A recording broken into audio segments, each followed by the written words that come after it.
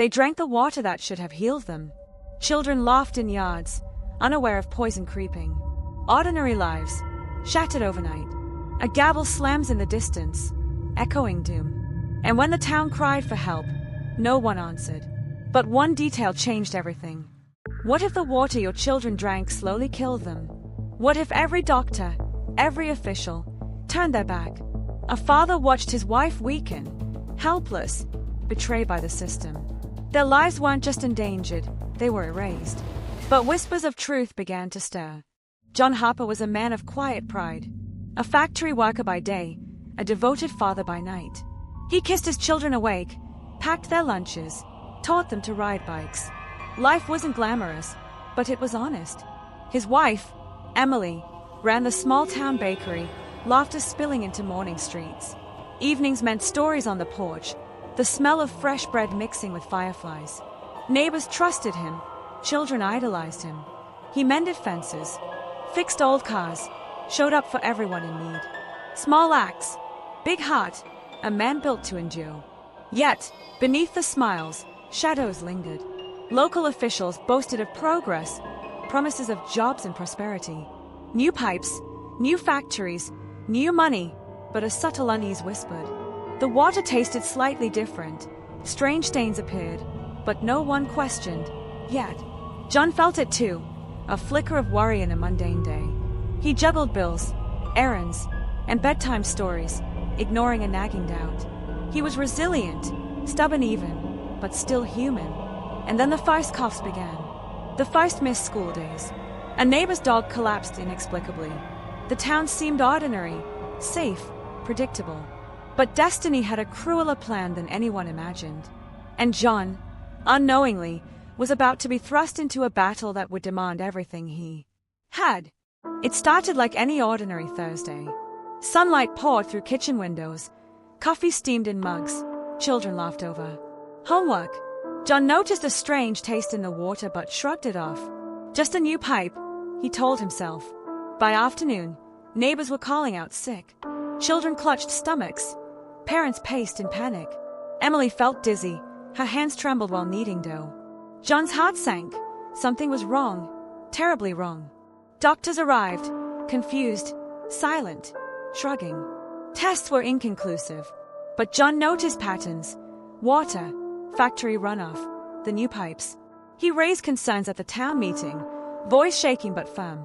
Officials smiled politely, assured him everything is under control. Then the accusations came. A local news station spun a story.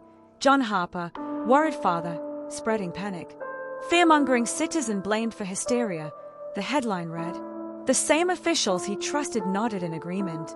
Neighbors whispered, doubt seeded in their eyes. Fear gripped him. The world he knew, a safe, predictable town, had turned hostile. Yet a spark burned inside. He couldn't let this go unnoticed. He visited every home, documented symptoms, collected water samples, and prayed. Every door slammed in his face was a reminder. The system was against him. The town's cries were met with silence. The media repeated lies. Emily wept in the kitchen. The children's coughs haunted him. And just as despite threatened to consume him, John knew one thing. He wouldn't stop. But the law, the power, the money, all seemed to side with the poisoners. Injustice prevailed. Yet the fight had begun. And John had no idea how far he would have to go to uncover the truth. John thought the worst was over. He was wrong. Police arrived, not to help, but to question him. Their eyes were cold, their questions loaded. Why are you making this up? One officer demanded. Documents were twisted, evidence manipulated, reports doctored to frame him. Every form, every statement, seemed to point away from the truth. The local prosecutor smiled politely, handing over files filled with technical jargon. Follow procedure, Mr. Harper, he said, voice calm. But the procedure was a weapon. It wasn't justice, they wanted a scapegoat. John's heart sank. The community, once united, started whispering doubts. Neighbors crossed the street to avoid him. Some blamed him outright, his causing trouble for the town. Even friends recoiled, unsure what was real, what was fabricated. The media piled on. Headlines screamed, man blames town, Town blames man. Nightly news painted him as paranoid, unstable, dangerous. John watched from his small living room, Emily clutching his hand. Fear gripped him, but despair began to sharpen into something else. Resolve. Every lie they told, every file they falsified, became a roadmap. John started collecting his own evidence. Photographs of corroded pipes, water samples, hospital records. Late nights turned into endless calls to labs, journalists, anyone who would listen. Friends secretly left tips. Some slipped envelopes under his door. One detail would later change everything. The villains underestimated him. They assumed fear would break him, that whispers of doubt would silence him. But John's resolve grew stronger with each betrayal. He knew the truth could not stay buried. Each day, the poison lingered, each child coughing, each mother crying. And yet, in the darkest hours, John realized the fight was bigger than just one family. It was for the town, for justice, for the memory of lives poisoned by greed. He wasn't just a victim anymore, he was the spark. And even if the world tried to bury him, he would rise. The battle lines were drawn, and the real fight was about to begin. The courtroom was packed, tense, suffocating. Fluorescent lights flickered over polished wood. John sat at the defendant's table, papers trembling in his hands. The judge barely looked up, the prosecutors smiled, confident, untouchable. Witness after witness contradicted themselves, or conveniently forgot. Evidence that could save lives vanished into official archives. Doctors claimed symptoms were psychosomatic.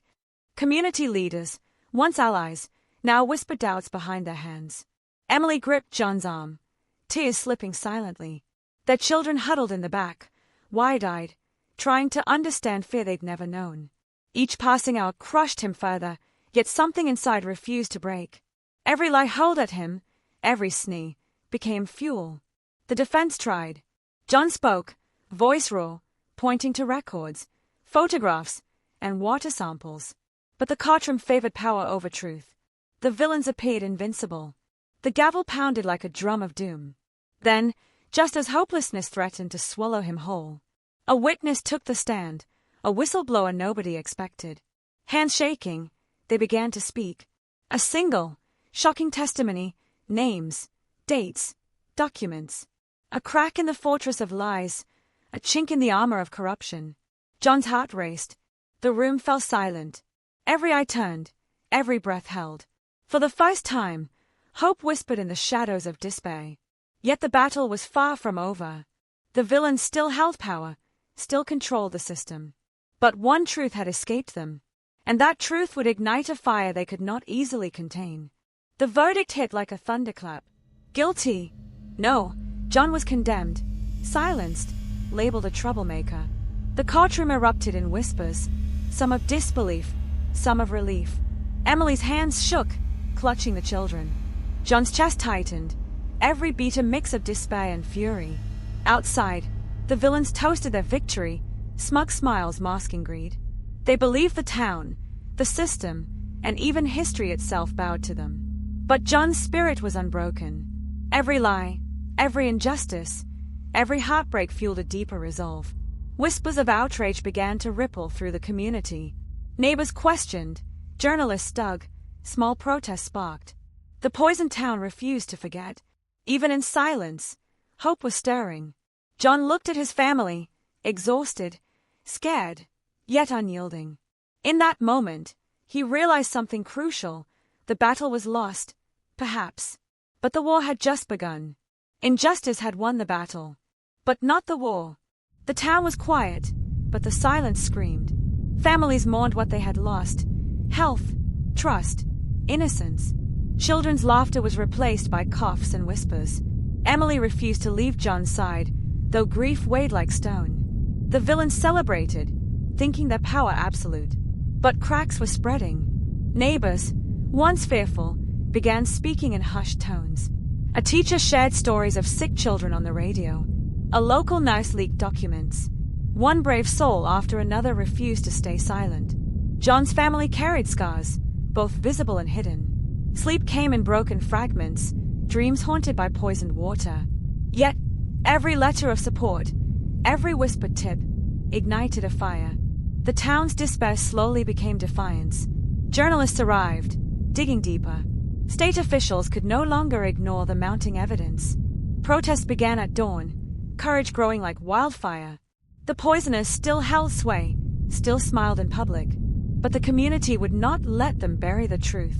John watched from the porch, children playing despite lingering fear. The hero was battered, weary, sometimes overwhelmed. But even in heartbreak, there was resilience. Even in trauma, there was resistance. Hope flickered, small, fragile, but alive. The town's battle was far from over, and John knew it. The hero was down, but the story wasn't over. The water was only the beginning. Hidden under layers of bureaucracy, greed, and indifference, the corruption ran deeper. Factories, officials, even media outlets colluded to silence the vulnerable. Ordinary people, parents, teachers, neighbors, were crushed under the weight of lies. But when voices joined together, unity became a weapon. Leaked documents, whistleblowers, protests, each small act chipped away at the facade. The truth, fragile and elusive, began to shine through. It wasn't just John Harper fighting anymore. It was every family betrayed, every life disrupted. The poisoners celebrated too soon. Their power was temporary. The collective will of a community could not be ignored. Justice would not come easily, but the fight was worth every scar, every sleepless night. This story isn't just one hero. What if it were your children drinking poisoned water? What if your town, your family, your life were dismissed as lies? Feel the anger, the fear, the heartbreak. It's real.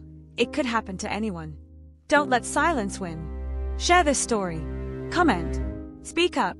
Tell others what injustice looks like. Demand accountability. Every voice matters. Every action counts. Because justice survives only if ordinary people stand together. And the fight for truth doesn't end with one hero. It begins with all of us.